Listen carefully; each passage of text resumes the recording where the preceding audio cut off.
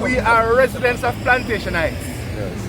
And for the longest while, the JPS workers, I caught JPS workers in a bucket truck, orange front bucket truck, Leland truck and a white van, removing the street lights off the road. We called the Gwinnett Park police. Police came and arrested and charged the JPS worker in his uniform, removing the street lights. And it was placed before the court. Now, we met with JPS on several occasions and they promised to replace the street lights.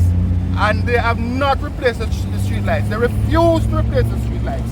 And we're calling on JPS, the JPS board and the government to ensure that JPS replace our street lights.